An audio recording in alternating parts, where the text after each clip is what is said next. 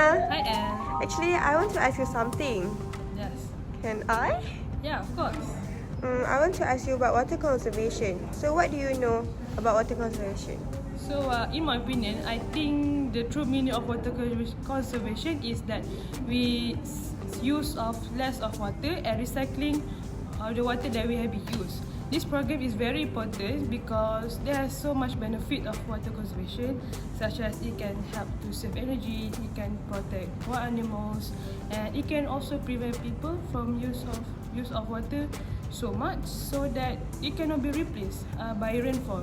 So it is very important to us need to conservation of water. Oh, that's a nice answer. So the next thing I want to ask you is, do you know the reasons why we need to actually conserve water? So the actual reason that we need to conserve water is actually because it can minimize the effect of droughts and water shortage. So as we know, even though we have such freshwater sources that always have that, but it's always increasing because of the population and growth. But as we know, water supply is not actually always stay constant. So even though water eventually returns to back as in water cycling, but it cannot return back as it is different at the same place, at the same time, and at the same quality and quantity. So in that mean that we need to conserve water so that the amount of water we use, so we can have the better protect of drought years for in the future. Okay. Can you predict what will happen if we don't conserve water in the upcoming year? So I think if we do not conserve water from right now, if we fail to conserve water, there are so many dramatic consequences. So maybe the important is like the healthy water supply will not be available. So this will encourage into the race of course, to the lack of food supplies and the health hazard, and of course the armed conflict in the global. So I think that's the very important thing why we need to conserve water. Hi, Anne. Hi, Safina. So can I ask you some question about water conservation? Of course, go on. So in your video that you have watched, what does water stress mean?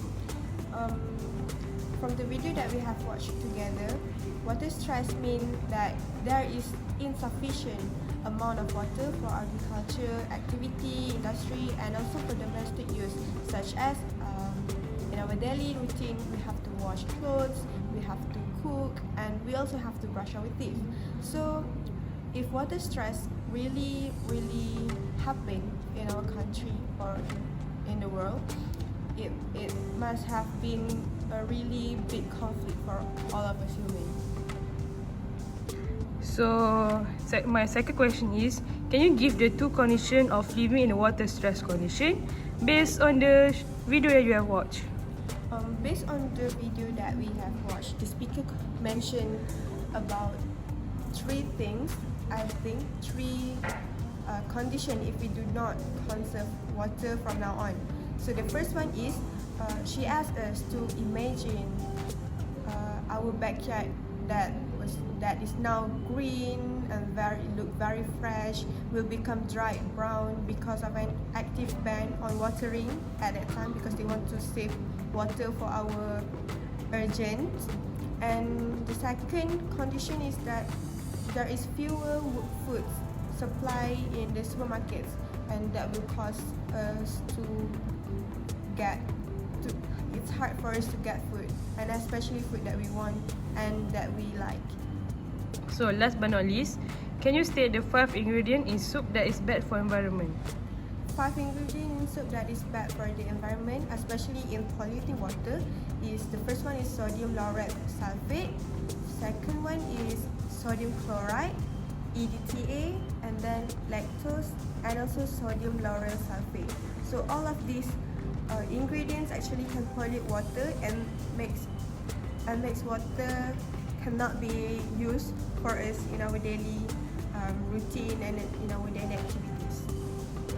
Thank you.